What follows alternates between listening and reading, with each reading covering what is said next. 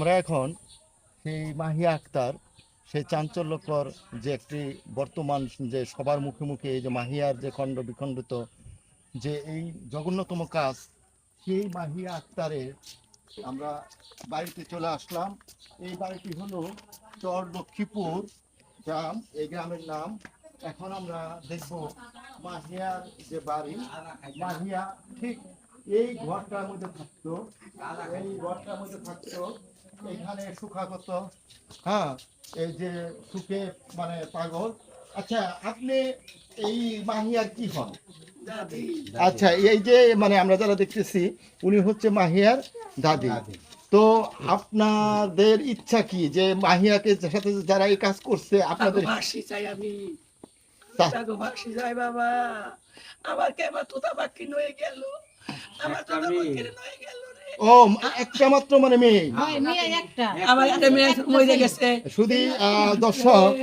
শুধু দর্শক আমি আপনাদের একটা কথা বলি। এই মাহিয়া আক্তার কিন্তু মাহিয়া আক্তারের বাবার নাম আমরা যারা জেনেছি মিজানুর রহমান।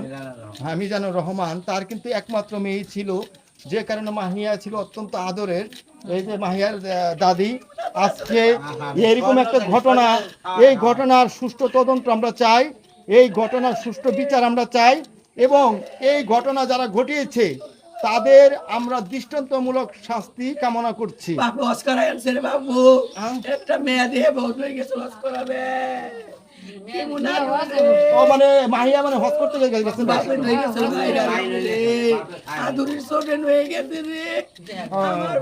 আচ্ছা, যাই হোক, আমরা এতক্ষণ আপনারা দেখলেন এই যে আসলে কেউ যদি কোনো পরিবারের মানে প্রিয়জন হারিয়ে যায়, তার মানে তাদের স্বজনরা কিন্তু তেমন কোনো কথা কিন্তু সুখে বলতে পারেন না। আর যেহেতু মাহিয়া একমাত্র মেয়ে ছিল এবং মাহিয়া পরিবারে অনেক আদরের ছিল, তার দাদি কিন্তু দেখুন আপনারা কি একটা অবস্থা। তো আমরা এই শাহরাল উচ্চ বিদ্যালয়ে অষ্টম শ্রেণীর শিক্ষার্থী এই মাহিয়া আক্তারের এই জঘন্যতম যে একটা কাণ্ড হয়েছে, মাহিয়া আক্তারের যে খণ্ড বিখণ্ডিত এই যে একটা বিষয়, এর জন্য কিন্তু আমরা মানিকগঞ্জবাসী লজ্জিত, আমরা সিঙ্গারবাসী আজকে লজ্জিত। কারণ আমাদের মানিকগঞ্জ সিঙ্গারে এইরকম জঘন্য, এরকম ভয়ঙ্কর কিছু ঘটবে এটা আমরা কখনো প্রত্যাশা করি না। তাই আমাদের এখন একটাই বিষয়, সেটা হচ্ছে এই যে আমরা এইরকম ঘটনা যেন আমাদের এই জেলা, উপজেলায়, গ্রামে কোথাও যেন না হয়। আসুন আমরা সবাই সোচ্চার হই। আর এই মাহিয়া আক্তারকে যারা এই জঘন্য এই ভয়ঙ্করভাবে তার দেহকে খণ্ড বিকৃত করে করেছে, শেষ করেছে, আমরা চাই তাদের মানে সুষ্ঠু তদন্তের সাপেক্ষে তাদের উপযুক্ত দৃষ্টান্তমূলক এমন সাজা হোক যে সাজা দেখে যেন আর যেন কেউ এমন কাজ করতে সাহস না পায়।